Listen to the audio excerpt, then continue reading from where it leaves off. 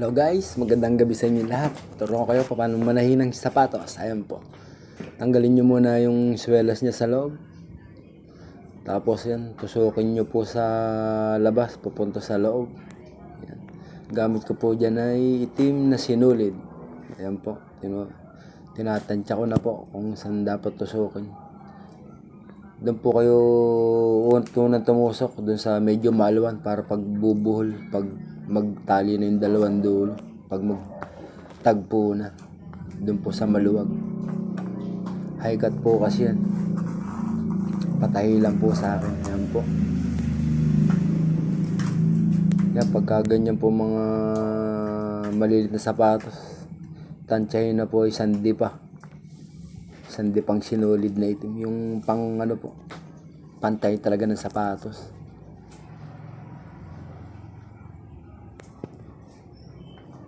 Yan po, minamatch ko po yung ano niya. Yan po, ayan, padalawang tusok na po tayo. Yan yung sa padalawang tusok po. Ayan, pagtusok po nung karayom, yan, yung nasa loob po, ano nyo dun sa pinaka hook sa loob, pasok nyo dun sa hook, tapos sabay hila po. Ayan po, tapos dun sa bilog nya, yan, hilahin nyo po. Ayan, ayun, ipasok nyo po dun sa bilog, hilahin nyo po yan. Ayun, dahil dinadandaan ko po, tapos medyo bigilin nyo po ng konti para mag-lock sa loob. Tapos sabay hila, sabay po ng bagya. Huwag niyo po kadinan para hindi magugusot po yan pag hilang-hila. Yan, tusukin po uli natin. Yan, ganun din po ulit.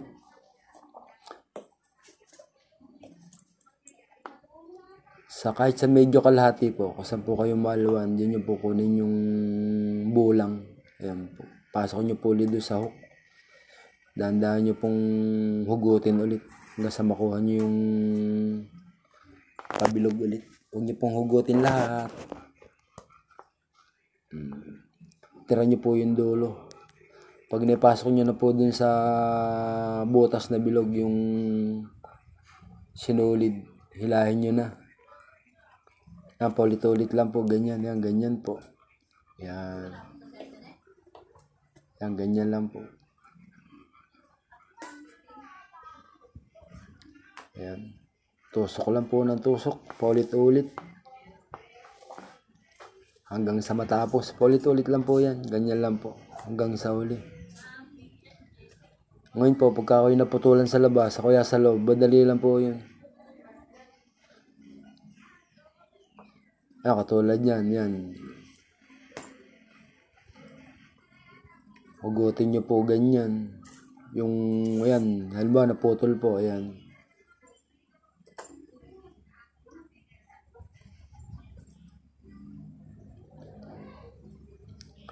Yan, ipasok nyo po ulit yung isang sinulid. Tapos kunin nyo yung pabilog ulit. Ipasok yung dulo, sabay buhol nyo po, ilahin nyo ng konti. Yan, mabubuo na po ulit siya pag kasi naputol.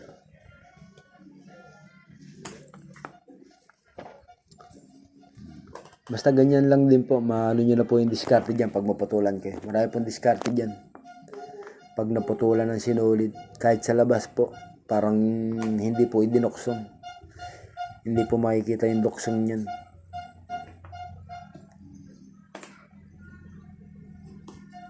Yan po, ganyan lang po. Ganyan lang po ang pagtatayo ng sapatos. Dati nga po, hindi po ako marunong magtayo ng sapatos. Nood lang din po ako sa mga live, sa mga nagbablog. Tinaray ko lang po isang beses, ganun lang pala. Pero ingat po kayo, lalo't matulis yung ano nyo, pantusok, yung ginawang karayom. DIY ko lang po yan, wala akong mabili. Ano lang po ng payong, kawad lang ng payong, yung kanyang mga support. yung skeleton. Pinail ko lang po. Tapos liha, yan. Kung may grinder po kayo, pwedeng grinder rin. Huwag nyo lang pong anong matilos yung loob. Kailangan ano yung loob. Hindi siya matalas. Pag bunot nyo, putol po ng putol yan. Kailangan wala kang manong matalas. Tsaka patilos po. Huwag po masyadong katilos. Kailangan malit lang po yung dulo. Para hindi pangit doon sa pinagbutasan. Pag malaki po yung ano ninyo, pangit tingnan yung ano. Laki ng butas. Baka pasukin ng tubig.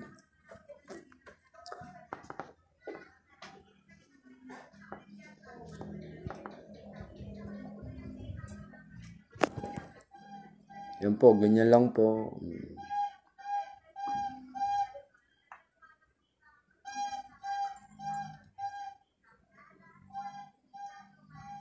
Yan, tuloy-tuloy nyo lang po. Testing nyo po maghanap kayo yung sapatos na sira. Tapos gawa kayong karayon. Unang ano ko niyan, gawa ko po. Dinere-derecho ko na. Hanggang sa nagtatayin na rin po ako ng sapatos. Yan po, ganyan lang po. Yan po.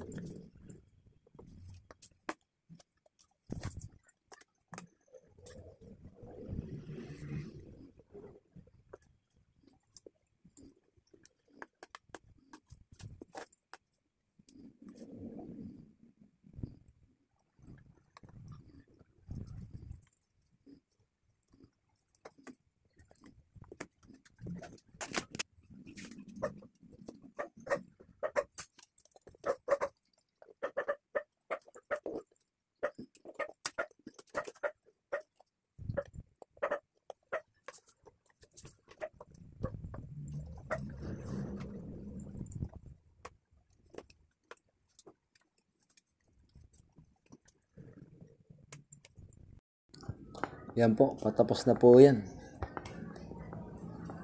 Yan po, pinutol ko na po yung sinulit. Ulit-ulit lang po yung ganun. Ayan po. Ayan po siya. Ayan. Yan na po magtayo ng sapatos. Thank you for watching po.